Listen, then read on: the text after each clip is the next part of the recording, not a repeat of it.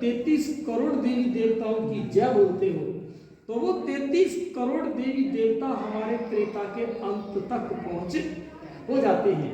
और उसके बाद जब द्वापर युग आता है तो देखिए एक बात मैं आपको पूछने जा रहा हूं, माता बड़े ध्यान से देना और बुद्धि के साथ मुझे इसका आंसर बताना कि जब आप द्वापर में आते हैं तो आप उन्हीं सत्युग और त्रेता के देवी देवताओं की इस द्वापर युग में क्या करने लग जाते हो? पूजा पाठ करने लग जाते हो।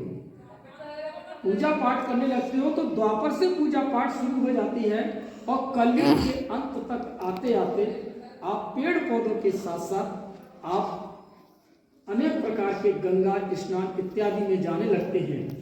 कहने का मतलब ये है कि एक मैं तुम्हें कहानी सुनाना चाहता हूं कि सतयुग से लेकर त्रेता के बाद यहां से यहां पर आपकी पूजा द्वापर के से शुरू हो जाती है।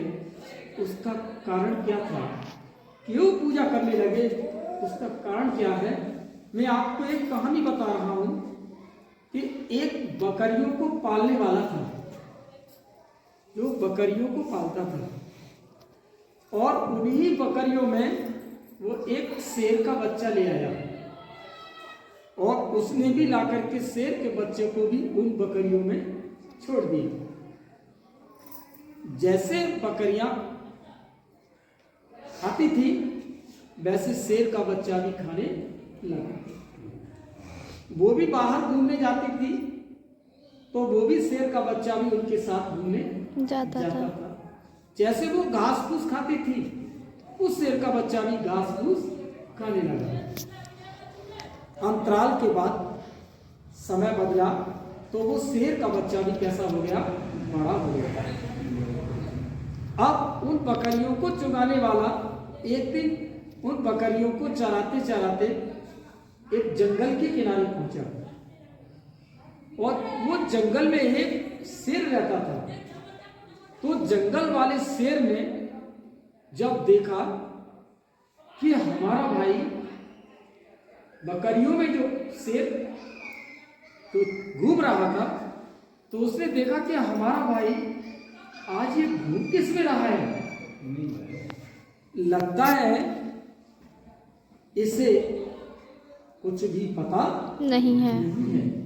ये लगता है इसको अपनी पहचान नहीं है। वो जंगल वाला शेर चक्कर में पड़ गया। उसने सोचा कि मैं अपने इस भाई को कैसे जगाऊं। जैसे कि आप लोग भी हमारे कौन हो? आप लोग हमारे कौन हो? भाई हो। मैं कैसे जगाऊं आप लोगों को? आप ही सब भाई हो तो मैं कैसे जगाऊं? वो जंगल वाले शेर ने उस बकरियों में झुंड में रहने वाले शेर को बड़ी युक्ति से बुलाया और उसको बुला करके एक बहते हुए पानी माना दरिया के किनारे ले गया और उसने कहा कि देख तू इस पानी में तू अपना चेहरा देख। जब उसने पानी में अपना चेहरा देखा तो उसने पूछा कि तेरा चेहरा कैसा है? कि अरे भाई ये चेहरा तो बिल्कुल आपके जैसा है क्या आप देख तो जंगल वाले शेर ने एक दहाड़ मारी और उसकी दहाड़ से ही बकरियां भागने लगी। तो वो बकरियों वाला शेर बोला कि इतनी तेज आवाज आपके अंदर से कहां से आई है? तो उसने कहा, जंगल वाले शेर ने कहा, अरे ये आवाज तो तेरे अंदर भी है लेकिन तू इस आवाज को भूल चुका है। क्या फिर क्या करना चाहिए? कि देख मैं तुझे इसका अभ्यास कराता हूं। तो जंगल वाले शेर ने उसको अभ्यास कराया और अभ्यास करा करके उससे कहा कि अब तू इस आवाज को निकाल। तो उसने जैसी आवाज निकली तो बकरियां और भागने लगी। उसने कहा कि ये आवाज तो बिल्कुल तुम्हारी तरह आ गई मेरी।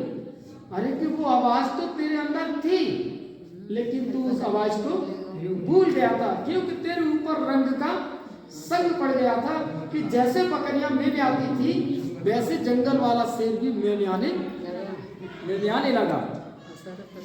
और उसने कहा कि अब इसी दहाड़ से उसने जैसे ही दहाड़ा तो बकरी भागी और उस जंगल वाले शेर ने कहा, देख अब मैं तुझे क्या करके दिखाता हूँ। उसने एक छलांग मारी और एक बकरी को फाड़ दिया और उसी शेर पे मुंह में दे दिया। उसने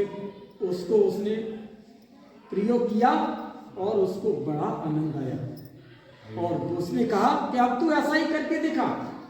उस बकरियों वाले शेर ने भी वही एक छलांग मारी, उसने भी दूसरी बकरी को फाड़ दिया और पूरा आनंद ले गया, पेट भर गया और वो घास फूस खाना भूल गया। कहने का मतलब मैंने तुम्हें ये कहानी की सुनाई, ये कहानी मैंने आपको इसलिए सुनाई कि सत्युग और त्रेता में आप कभी देवी और देवता थे। जब द्वापर युग आया ना तो तुम अपनी स्मृति को भूल गए कि तुम सत्युग में कभी देवी देवताओं के रूप में जो रहते थे, वो द्वापर से तुम अपने ही स्वरूप की पूजा करने लगे और आप अपनी याददाश्त को भूल गए। आज परमात्मा पिता स्वयं आया है कि तुम्हारे अंदर सोई हुई वो आत्मा, तुम्हारे अंदर जो पड़े हुए जो अवगुण हैं उनको निकालकर तुम्हें जगाकर तुम्हें तुम्हारा स्वरूप याद दिलाना चाहता है कि तुम सत्युग में एक देवी देवता की पोशाक में रहते थे। मन इतना पवित्र था, तन इतना सुंदर था, तुम्हारी काया इतनी कंचन थी कि देखते ही देखते आप इस प्रकृति में इतनी खुशबू, इतनी सुंदरता थी कि आपका मन कभी भटकता ही नहीं था। सदैव आनंद के झूले में प्रकृति से संगीत की धुन आती थी। हम स्वयं ऐसे ही मस्त रहा करते थे और वहां पर किसी भी प्रकार की कमी नहीं थी। लेकिन आज वो सब कुछ चले जाने के कारण जो मन के अंदर जो अशांति आई है, मन में जो दुख आया है, आज उसी को निकालने के लिए स्वयं परमात्मा धरती पर आए हैं